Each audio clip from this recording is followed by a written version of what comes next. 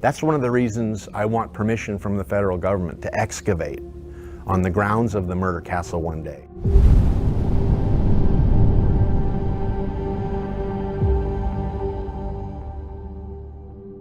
In the late 18th century, a sense of unease had settled over the bustling streets of America's cities. It was an era of innovation and progress, yet beneath the surface, a sinister presence had stirred. A mastermind of manipulation, driven by a lust for power and control, had begun to weave a web of deceit and terror. With a charm that had disarmed and a mind that had calculated, this individual had orchestrated a reign of horror, leaving a trail of devastation in their wake. Their methods had been cunning, their motives obscure, and their crimes unspeakable.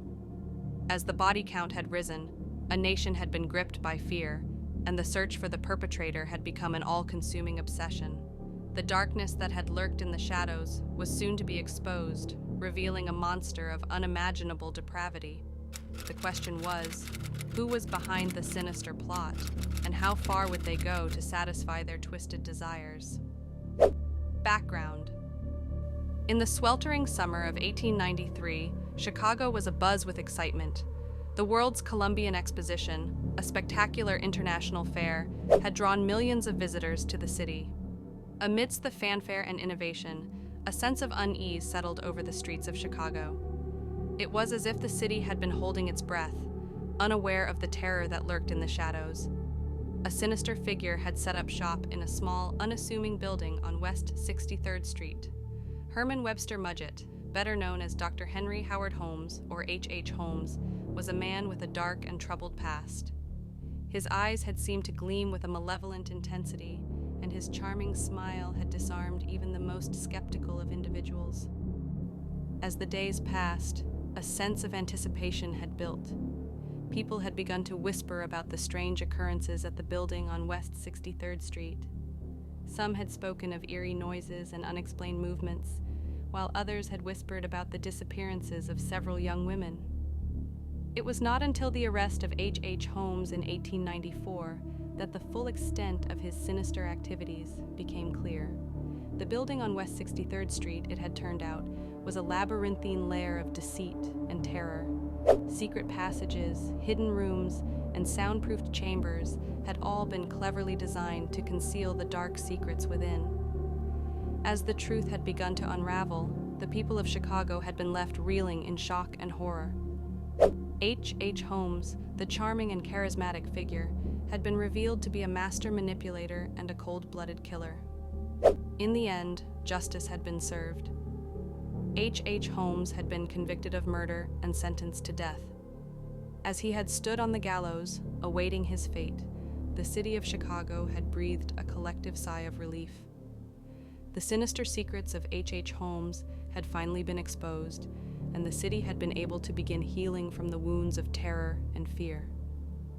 In the picturesque town of 𝐬𝐮𝐬𝐿, New Hampshire, a young Herman Webster Mudgett was born on the 16th of May, 1861. His parents, Levi and Theodate, were devout Methodists who instilled in him a strong sense of morality. However, their troubled relationship had a profound impact on Herman's young mind. In the quaint town of 𝐬𝐮𝐬𝐿, New Hampshire, a young Herman Webster Mudgett grew up with a passion for learning. As a child, Herman was an exceptional student, attending Phillips Exeter Academy before graduating with honors from 𝐬𝐮𝐬𝐿 Academy at the tender age of 16. However, despite his academic achievements, Herman's home life had been marked by challenges. His father had struggled with personal issues, leaving the family feeling anxious. Herman's exceptional abilities had made him a target for teasing at school. One particularly unsettling incident had left a lasting impression on his psyche. His classmates had forced him to stand in front of a human skeleton, putting the skeleton's hands on his face in an effort to frighten him. Initially terrified, Herman had later discovered the experience to be intriguing, and it had sparked a fascination with the human body that had stayed with him for the rest of his life. As Herman had navigated the challenges of adolescence, he had begun to develop a curiosity about the human body. He had started studying anatomy, and his fascination with the subject had grown stronger. It was a fascination that had eventually led him down a complex path. Herman's academic pursuits had taken him to the University of Vermont, where he had enrolled in 1879. He had later transferred to the University of Michigan's Department of Medicine and Surgery, where he had graduated in June 1884. Despite his mediocre academic performance, Herman's time at university had proved to be a pivotal moment in his development. During his time at the University of Michigan, Herman had become increasingly fascinated with the human body. He had spent countless hours in the anatomy lab, working under the guidance of Professor William James Herdman. Herman's fascination with the human body had led him to apprentice with Nahum White, a noted advocate of human dissection. As Herman had delved deeper into the world of anatomy, he had discovered a way to apply his knowledge practically. He had begun working with cadavers, using his skills to help others understand the human body. It was a clever application of his knowledge, and one that had served Herman well in his future endeavors. In 1878, Herman had married Clara Lovering in Alton, New Hampshire. The couple had one son, Robert Lovering Mudgett, who would go on to become a certified public accountant and serve as city manager of Orlando, Florida. However, Herman's marriage to Clara had not been without its challenges. Housemates had later recalled that he had been physically abusive to Clara, and in 1884, she had moved back to New Hampshire, severing ties with him. As Herman navigated his complicated personal life, he had begun to build a reputation as a charming and intelligent individual. He had worked as a keeper at Norristown State Hospital and had later taken a position at a pharmacy in Philadelphia. However, his time in Philadelphia had been cut short when a young boy had passed away after taking medication purchased at the pharmacy. Herman had denied any involvement and had quickly left the city. Before moving to Chicago, Herman had changed his name to Henry Howard Holmes to avoid being exposed by individuals who had been affected by his previous actions. It was in Chicago that Holmes would eventually build his infamous castle, a labyrinthine structure designed to confuse and disorient its occupants. The building, designed by Holmes himself, was a complex structure with a network of hidden passages and rooms. Its purpose was sinister, to deceive and harm individuals who had entrusted him with their care. Mostly women, they had checked into his hotel, unaware of the danger that lay ahead.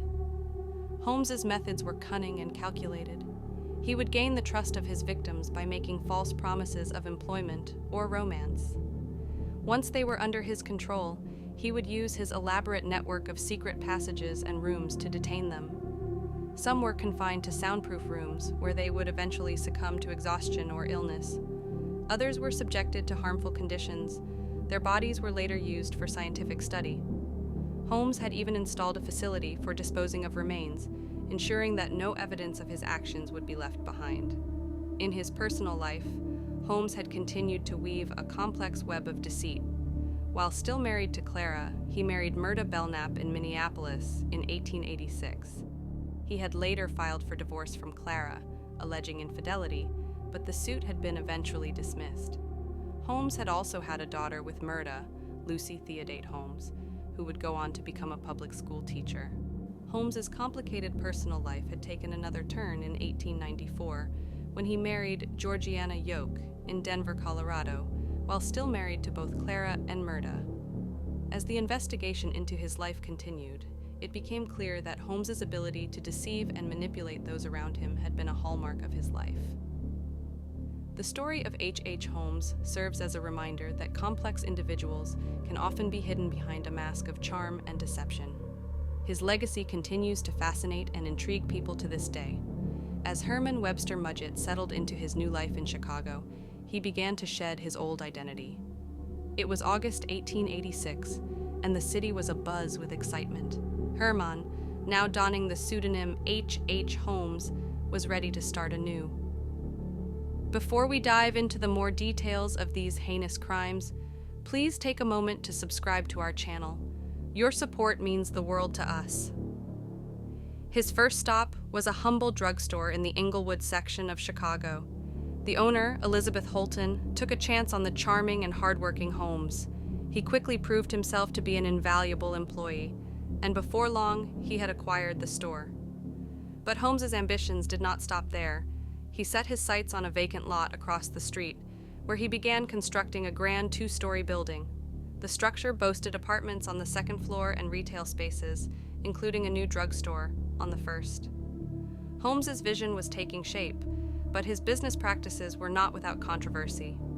As the building neared completion, Holmes found himself embroiled in a dispute with the architects and suppliers. He had declined to pay them, and they took him to court in 1888. But Holmes was undeterred, and in 1892, he added a third floor to the building, touting it as a hotel for the upcoming World's Colombian Exposition. The press would later sensationalize the building, but the truth was more nuanced.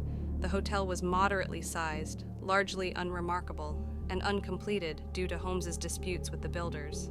Despite the humble appearance of the hotel, Holmes's true intentions were complex.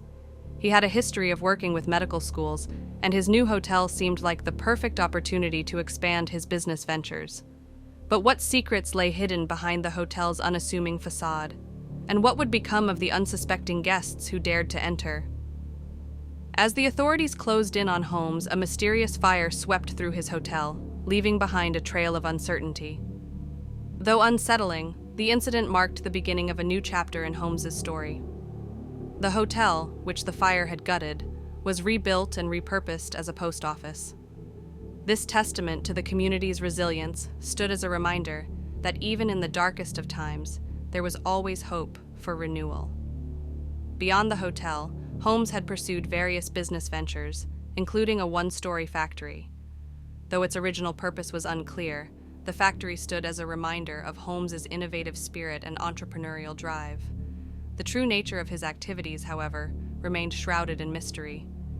As the investigation into Holmes's life continued, many secrets unraveled. Yet, the enigmatic entrepreneur remained an intriguing figure, with many facets of his personality still unknown. What had driven him to pursue his ambitions with such zeal? And what had lay behind the complex web of secrets he had spun? As the investigation into Holmes's life continued, a complex web of relationships began to emerge. His association with Julia Smythe, a woman with whom he had had a close connection, had ended abruptly on Christmas Eve of 1891. The circumstances surrounding her departure remained unclear, with Holmes offering varying explanations. Holmes's connections with others were equally intriguing. 𝐬𝐮𝐬𝐿, a young woman who had worked for him, had disappeared in December 1892. Her family had received a letter stating that she had left to start a new life, but the truth behind her disappearance remained unknown. Wilhelmina Minnie Williams, a talented actress, had also become entangled in Holmes's life. He had offered her a position as his assistant, and she had accepted. However, her trust in Holmes had ultimately proved to be misplaced. As the story of Holmes's life unfolded, a pattern of complex relationships and unexplained events began to emerge. The lives he had touched, the secrets he had kept, and the mysteries he had created all pointed to a man of immense complexity. But what had driven him to form such intricate connections with others? And what had lain behind the veil of secrecy that had shrouded his life? As the investigation into Holmes's life continued, a complex pattern of events began to emerge. The lives of those who had interacted with him seemed to have been forever changed, often in unexpected ways. The year 1891 had been marked by the sudden passing of John Debray, a 68-year-old associate of Holmes.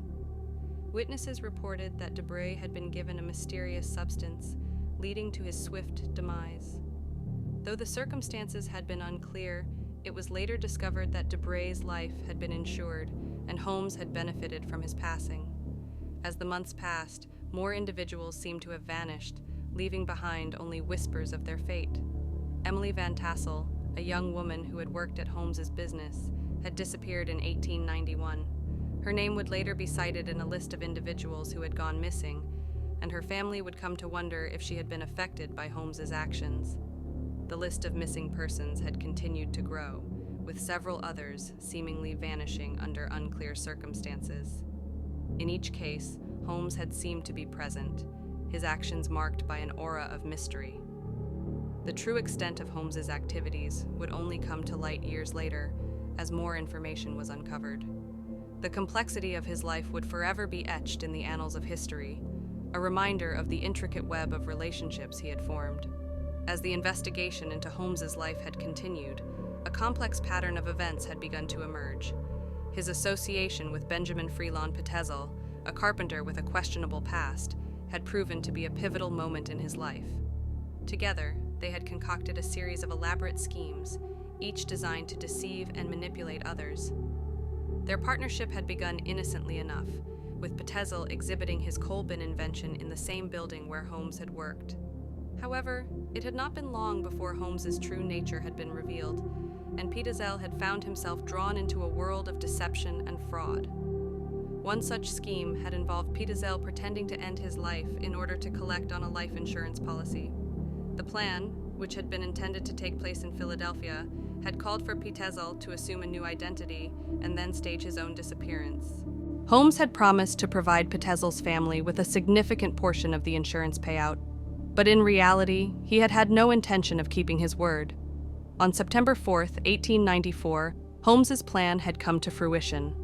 Pitezel's life had come to a sudden and tragic end, and Holmes's true nature had finally begun to emerge. The investigation into his life had continued to uncover more secrets and lies, revealing a complex web of deception that had shocked the nation. His ability to manipulate others, to weave complex webs of deceit, and to commit acts of great cruelty had forever been etched in the annals of history. The lives he had touched, the secrets he had kept, and the mysteries he had created had all pointed to a man driven by a desire for power and control. As the investigation into Holmes's life had continued, a complex pattern of events had begun to emerge. Following the tragic conclusion of Pitezel's life, Holmes had collected the insurance payout, using the genuine documentation to claim the funds. However, his actions had not ended there. Holmes's next move had been to manipulate Pitezel's unsuspecting wife, 𝐃𝐨𝐲 into allowing 3 of her 5 children to be placed in his care. The 3 children, 13-year-old Alice Pitezel, 9-year-old Nellie Pitezel, and 7-year-old Howard Robert Pitezel, had been unwittingly drawn into Holmes's complex world.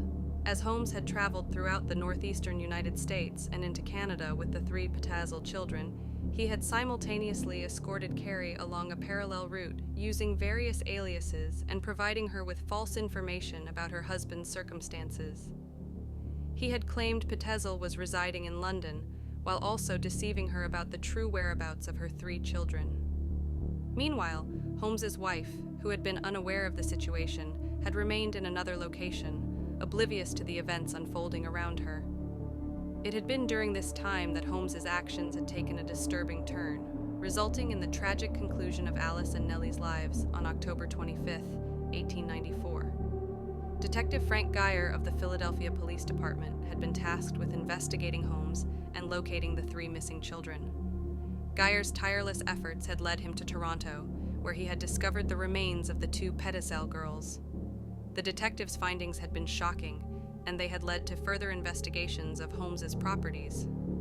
As the investigation had continued, Geyer had uncovered unsent letters written by the Pitezel children that Holmes had kept. This information had led him to Indianapolis, where Holmes had rented a home. It had been there that Geyer had discovered evidence related to the conclusion of Howard Pitezel's life. The true extent of Holmes's actions had finally begun to emerge, and it had had a profound impact on those who had learned of it. His ability to manipulate others, to create complex situations, and to commit acts that had devastating consequences had forever been etched in the annals of history.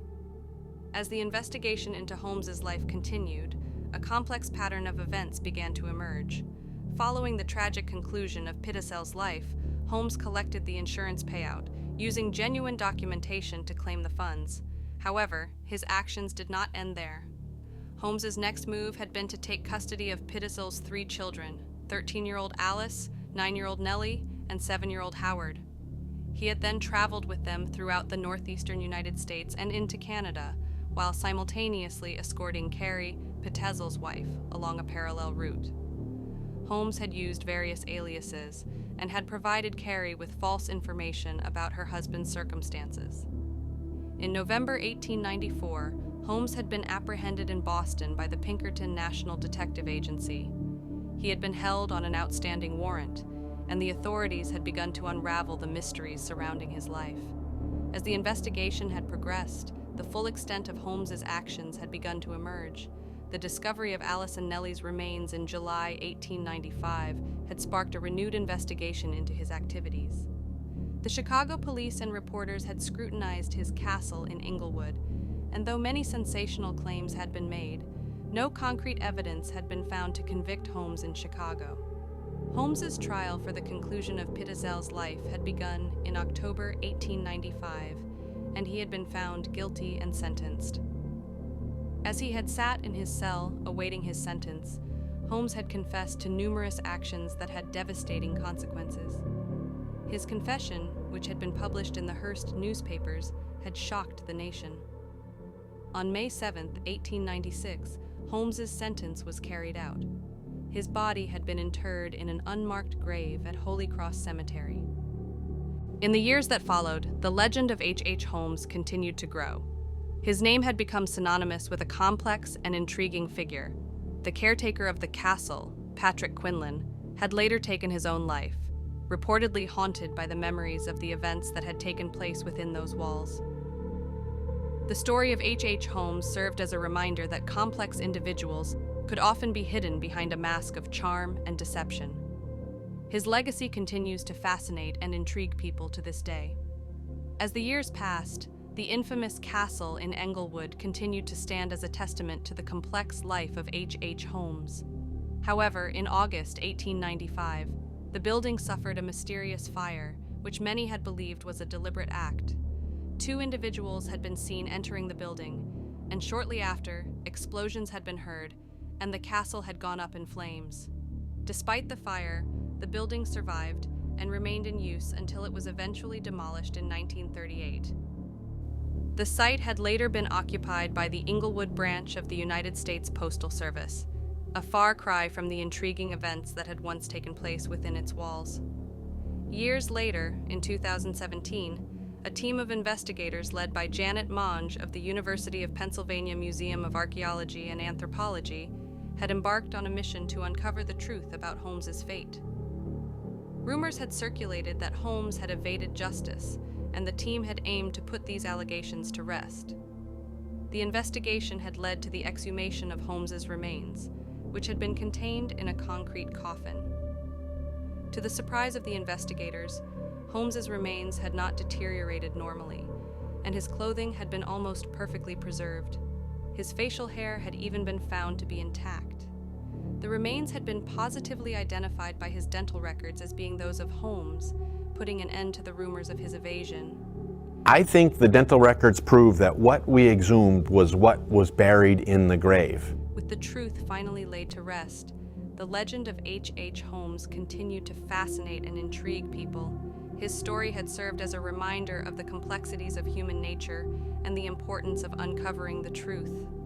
Conclusion: as the darkness that had lurked in the shadows was finally exposed, the nation was left to grapple with the sheer scale of the atrocities that had been committed.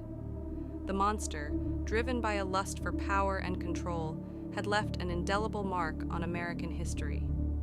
Their crimes, unspeakable and heinous, had shaken the very foundations of society.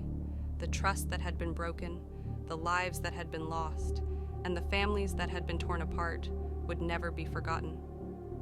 As the years passed, the legend of America's first serial killer grew, a cautionary tale of the horrors that humanity was capable of inflicting. The darkness that had driven them to commit such atrocities would continue to fascinate and haunt us, a reminder of the evil that had lurked in the shadows, waiting to strike. And so, we remembered the victims, their lives cut short by the cruel hand of fate.